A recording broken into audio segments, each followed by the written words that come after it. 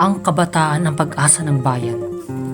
Ngunit ang pag-asang ito'y apoy na naglalagablab. Liwanag na dapat ipasa sa bawat pusong nagmamahal sa bayan. Sa aking panulat, nagising ang diwa ng mga natutulog. At sa tapang ng mga kababaeng tumindig, nakita ko ang anyo ng bayang aking lubos na minimithi. Sa bawat tinta ng panulat na ito'y isinilang ang liwanag na gumabay sa salinlahi. Liwanag na patuloy na naglalakbay sa puso ng mga kabataan at sa bawat Pilipinong marunong magmahal at manindigan.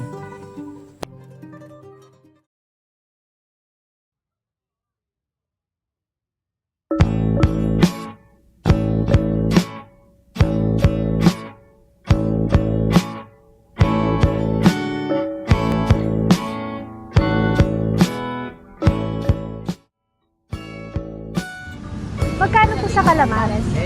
10. Isa nga po. Ayon sa kasulatan, ayon sa mga nakaraan, ayon sa mga nangyayari noon at sa nangyayari ngayon, tayong mga Pilipino raw ay may ugaling magnanakaw mula pa nung unang panahon hanggang sa Ikaw pala yan! Kamusta? Ito, okay lang. Ikaw? Okay lang. Saan ka niyan? Palilate na nga ako sa klase ko sa Rizal eh. Ikaw, saan ka niyang papunta? Pauwi na. Sige, ingat ka. Bye-bye. Bye! ito kaya'y dahil na rin sa ating katamaran, hindi tapat sa gawain at sa iba'y nakikilawang.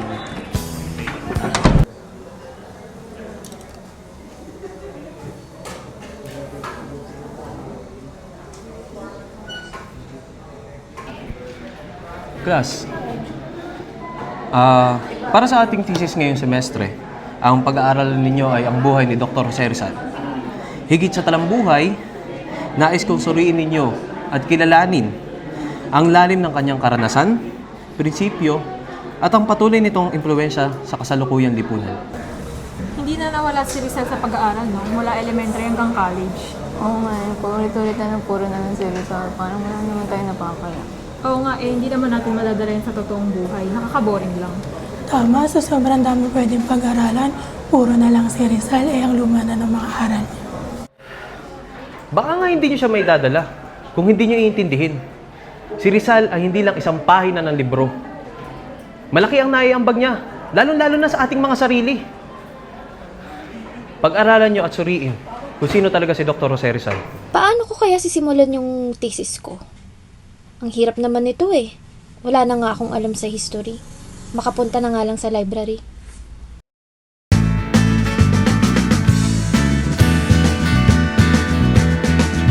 Sa mga manggagawa at magsasaka, tayo'y sumama at makiisa. Sa kanayunan at kalunsuran, isulong ang kilusang bayan.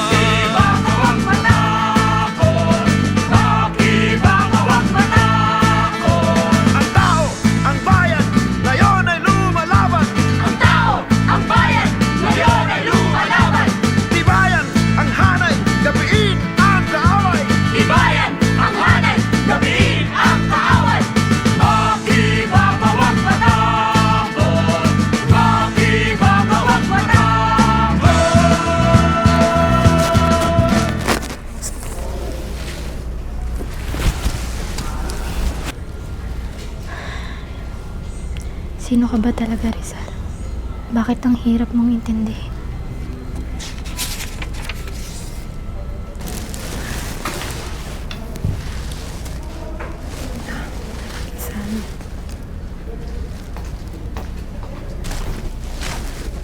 Ay, hello po.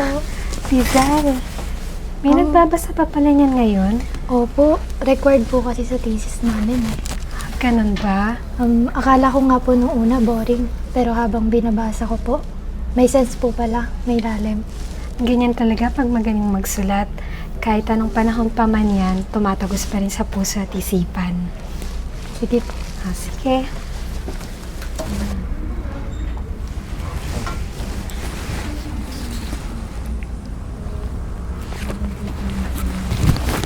Hindi naman siguro talaga nawala si Rizal. Nakalimutan lang natin siyang intindihin at pakinggan. Ay.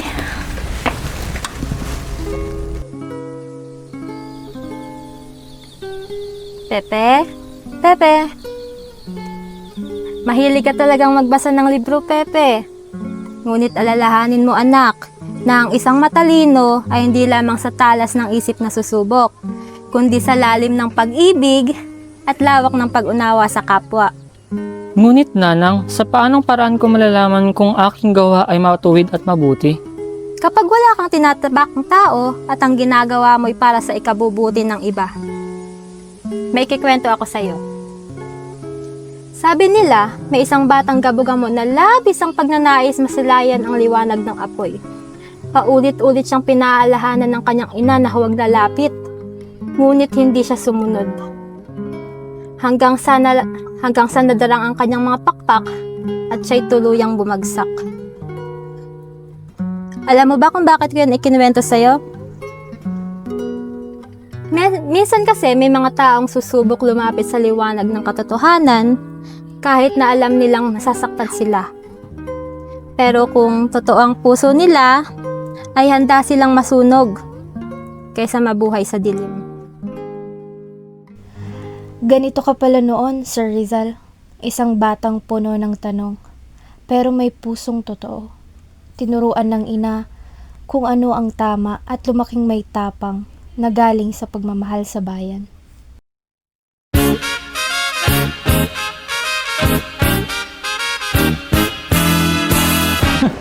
Tingnan mo tong isang to.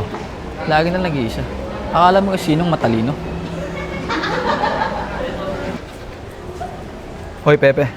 Akala mo ba mas mahusay ka sa amin dahil palagi kang may aklat sa kamay?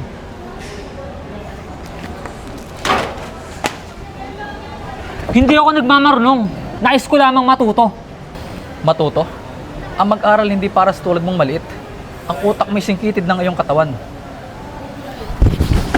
Kay talas mo mga tingin. Kaya mo ba ako? Tandaan mo, hanggang ka lamang sa aking harapan.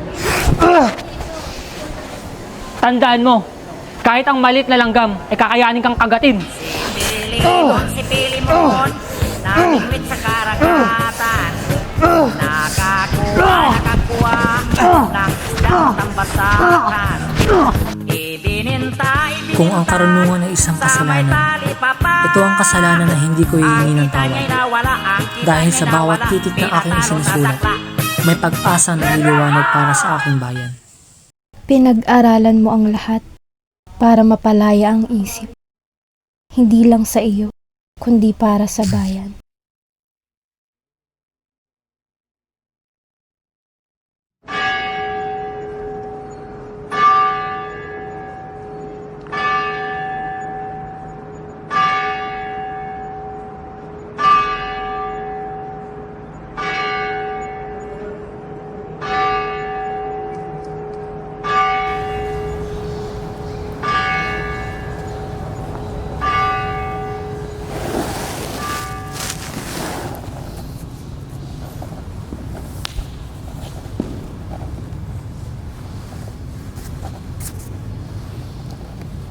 Panginoon, nandito ako sa inyong harapan. Naway, protektahan niyo po ako sa aking paglalakbay. Hindi ko man mahanap dito ang aking mga kasagutan. Naway sa aking paglakbay ay makita ko na ito. Sa pangalan mo, Panginoon. Amen.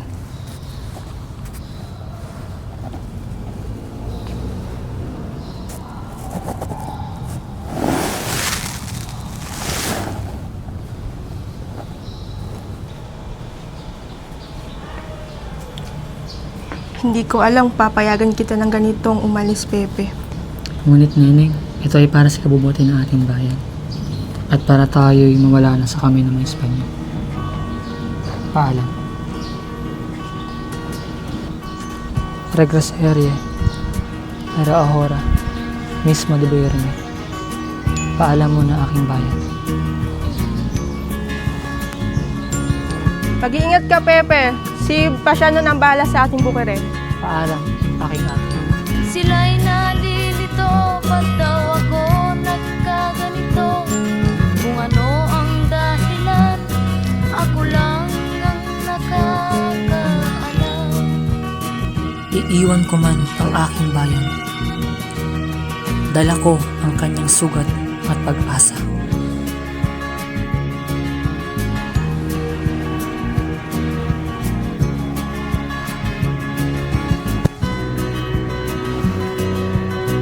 Para sa inang bayan. Natuto ka sa mga dayuhan, pero puso mo ay nanatiling Pilipino. Mula sa pag-ibig, tumindi ang iyong galit. Sa bawat tinta, naroon ang pighati ng bayan. Sa panahong tahimik, ang tinig ng kababaihan, itinuro sa amin na maging mahinhin, masunurin at walang kapangyarihan sumalungat. Ngunit sa likod ng pagiging masunurin ay may sugat na tahimik na sumisigaw. Minahal ko si Ibarra at minahal ko rin ang pangarap ng sariling kalayaan. Ngunit sa ilalim ng mga mata ng simbahan at lipunan, ang puso ko ay nagpipilitang magtago. Larawan ako ng kababaihang bihag ng pananaw ng iba, ng tradisyon at ng takot. Kung ito ang tadhana ng isang babae sa panahon ito, sana'y may panibagong umagang darating kung saan ang tulad ko ay may malayang magmahal at marinig ng mundo.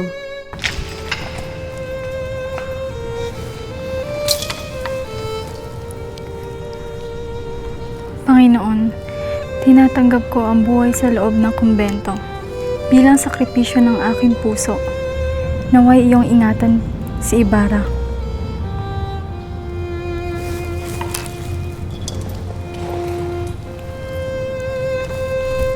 Sa bawat dasal, may sigaw ng bayan. Sa bawat kamay na humihigpit ay may pusong nagigising. Sa noli, ginising mo ang bayan. Tinuro mong may boses ang mga walang tinig.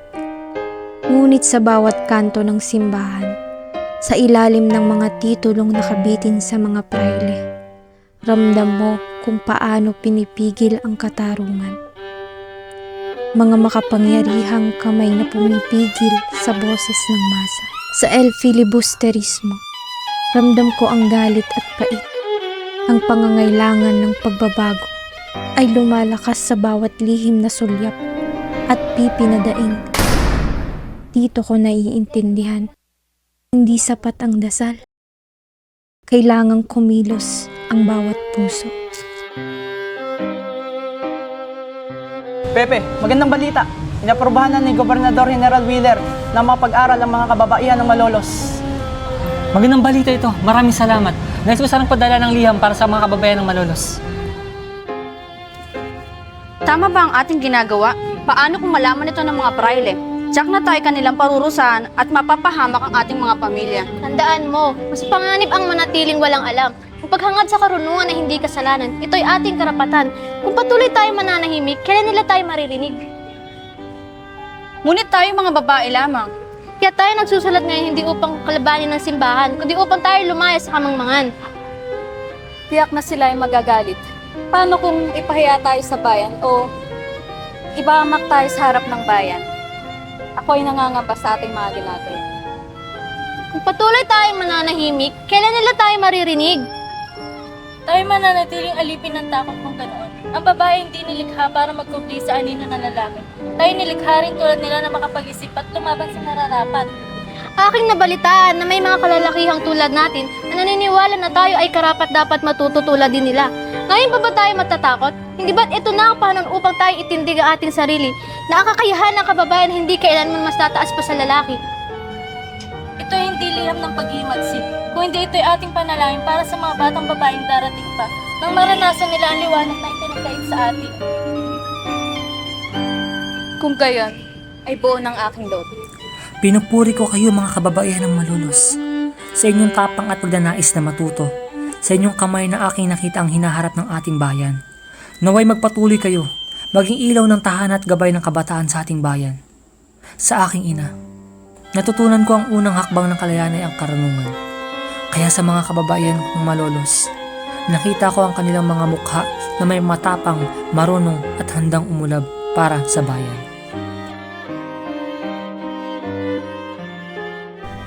Hindi sila natakot, hindi sila nagpadaig.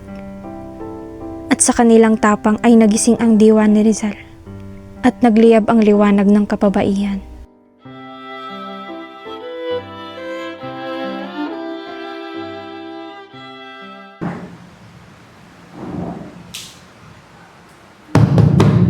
Mga Ginoo, sapat na marahil ang mga pagtatalo.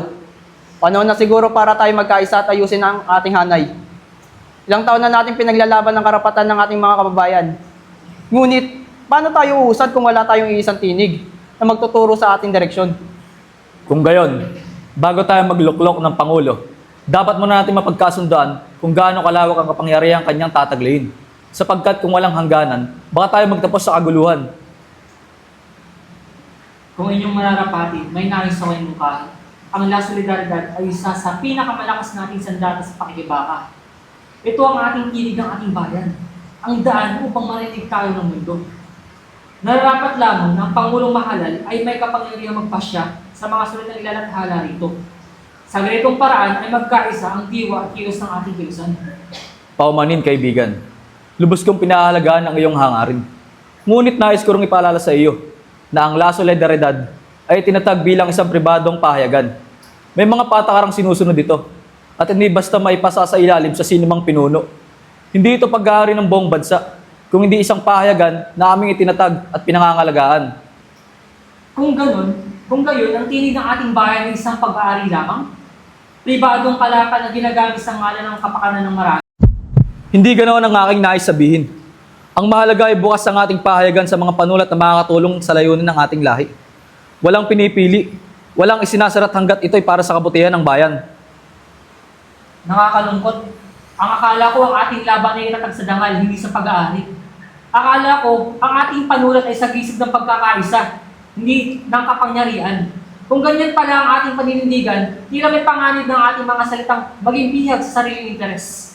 Jose, hindi mo yata naunawaan. Ang kapangyarihan ay kailangan may hangganan. Kung ibibigay natin lahat sa isang tao, ano pa ang saysay ng pagkakapantay-pantay ng ating ipinaglalaban? Hindi ko hinihingi ang kapangyarihan para sa sarili. Hinihingi ko ang pagkakaisa. Ang bayan ay hindi uusad kung bawat isa sa atin ay may sariling direksyon. Ang tinig ng Pilipino ay kailangan buo, hindi pira-piraso. At sino ang magtatakda kung alin ang tinig ng Pilipino? Maaring ikaw, sapagkat ikaw si Rizal? Napakadelikado kung isa lamang ang may huling salita sa lahat. Mga Ginoo, kumalma kayo. Magkaisa tayo. Hindi ito panahon ng pag-aangasan. Pareho kayong may malasakit sa bayan. Ngunit magkaiba lamang ang daan. Ang layunin natin ay isa. Ang kalayaan at ang pagkakaisa. Sana'y tandaan nyo ang ating adhikain. Ang tinig na isa ay hindi nangangalagang diktatura, kundi pagkakabuo. Nakakalungkot isipin na habang pinaglalaban natin ang kalayaan, may mga pagkakataon tayo rin pala ang tatali sa sarili nating panulat. Pepe, sandali lang. Pepe, sandali lang. Saan ka pupunta? Paano yung mga pinaghirapan natin? Matagal ko nang inalay ang buhay ko para sa ating bayan, Ponce. Ngunit pakiramdam ko ako'y paikot-ikot lamang. Pasensya na. Anong ibig mong sabihin? Babalik akong Pilipinas. Pepe, sandali lang. Delikado ron. Rizal!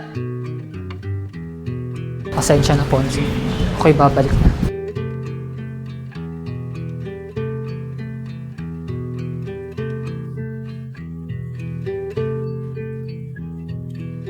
Mga kababayan ko, narito tayo ngayon para magkaisa sa diwa ng pagbabago. Ang ating layunin ay hindi magwasak, kundi magtayo ng isang lipunan na may pantay-pantay, marangal, at pag-ibig sa kapwa. Sa La Liga Pilipina, walang mayaman o mahirap, walang makapangyarihan o alipin. Ang bawat isa ay kapatid ng adikain.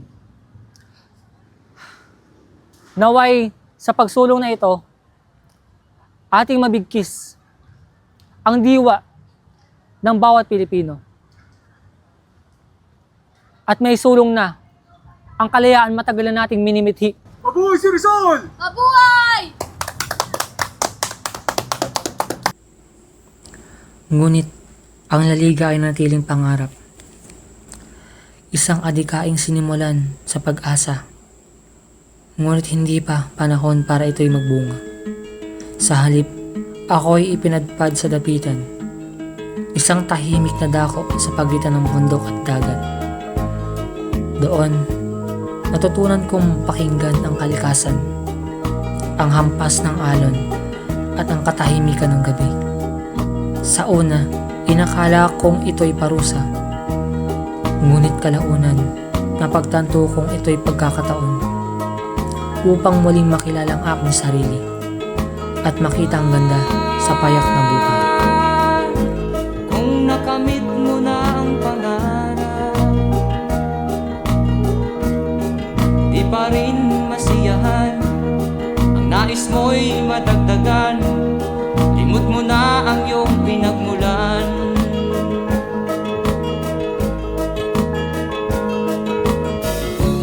Bakit nga ba ganito?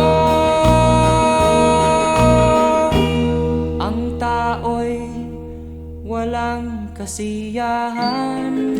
At sa gitna ng katahimikan, dumating siya. Si Josephine, isang banyagang babae na tila dinala ng hangin upang pagaanin ang bigat ng aking puso.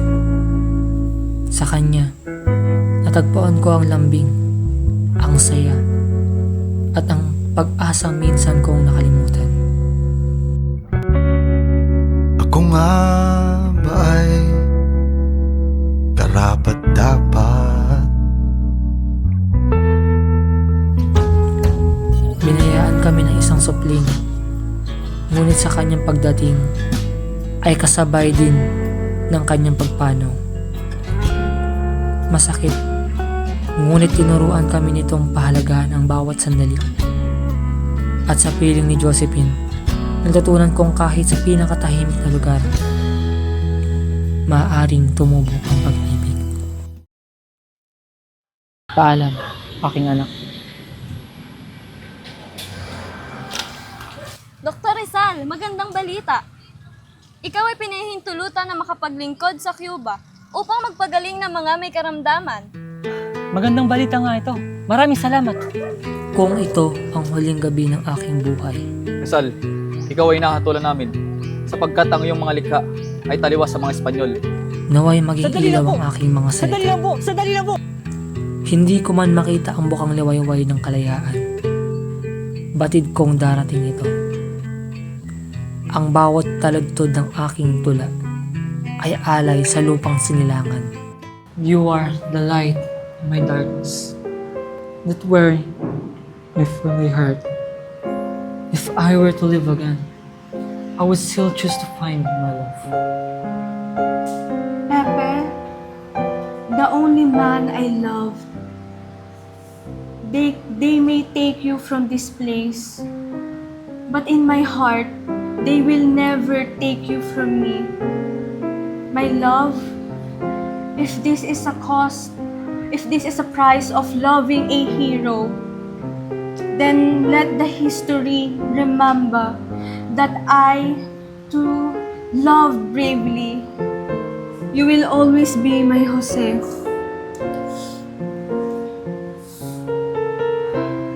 Go bravely, my love, even it cost pain and grief. Let them see, even in death, they cannot conquer your life. They cannot conquer your light. And when the sun arises over the bagong bayan, I will look at the sky and tell the world that I loved a man that who gave his life for the freedom of this for the freedom of this land. I loved you until the end, Pepe. But if this will be the end, my love, know that your love, your laughter, will always look for me forever. In life or in death, you're my home, my peace, and my eternal. Goodbye, my love, and I love you. A mournful goodbye, my love. Nanang, umupo po kayo.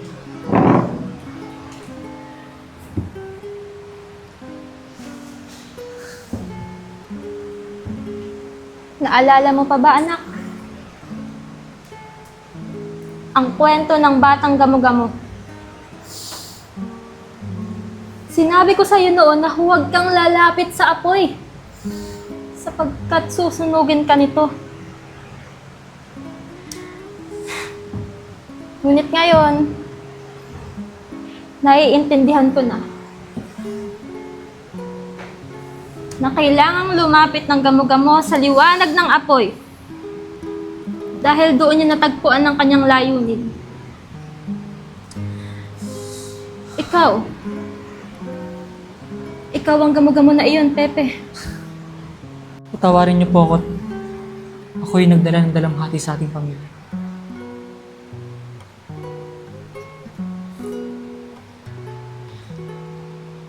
Hindi ko man po may ipapakita sa inyo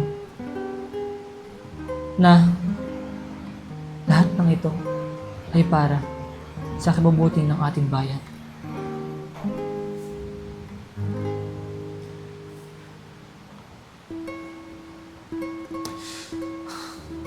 Totoo nga. Nanang, kayo ang naging ilaw ko upang idaan sa liwanag ng katotohanan. Paalam, aking ina.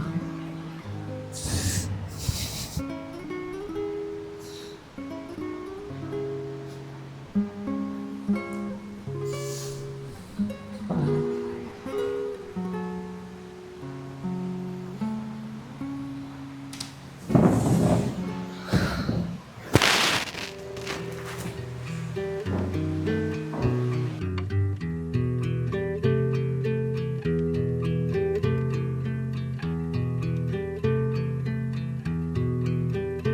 Isang umaga, napakaaga. Adios, ma'am. Bella ciao, Paalam. bella ciao, Bakit? bella ciao, ciao, ciao.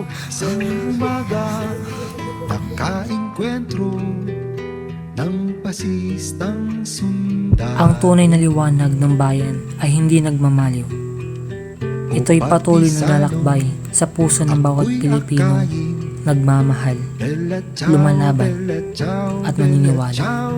Consumatum est! Partisano ang aking buhay, ramdam ko'y Miss Helly, Miss Victoria, ano ang kahalagahan ni Rizal sa panahon ngayon? Base po sa aking pag-aaral ay si Rizal po ay hindi lamang letra sa pahina ng kasaysayan, kundi siya ay siyang diwa na bumubuo sa bayan. Sa kanyang mga naiwang sulat, ginising niya ang mga natutulog sa kanyang kamatayan. Binigyan niya ng buhay ang kalayaan. Ngunit higit sa lahat, binigyan niya ng tinig ang mga walang tinig. Ang kababaihan na dati ay tahimik, ngayon ay marunong ng manindigan. Ang mga kabataan na dati ay tagasunod, ngayon ay tagapagpatuloy na. Congratulations, Miss Victoria. Makapasa kaya ako doon? Nakakagutom naman yung thesis na yun. Ako. Ano mo mga to? Ay,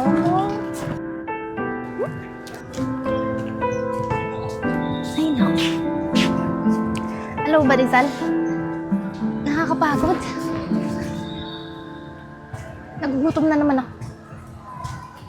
Tagal ko kasi inaral yung mga sinulat mo. Talagang buti na lang worth it. Kasi magaling ka magsulat eh. Isang tapang-tapang mo. Tapos napakinabangan ng mga Pilipino yung mga sinulat mo.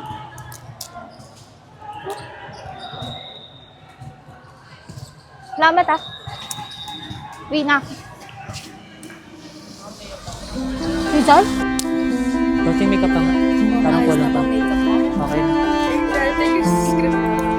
Wait lang, talig natin kung okay ba to.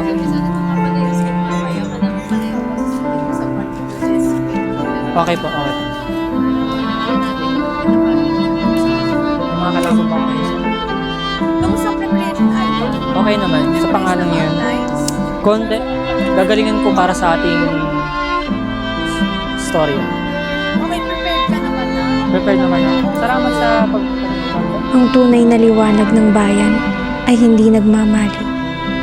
Ito'y patuloy na naglalakbay sa puso ng bawat Pilipinong nagmamahal, lumalaban at naniniwala.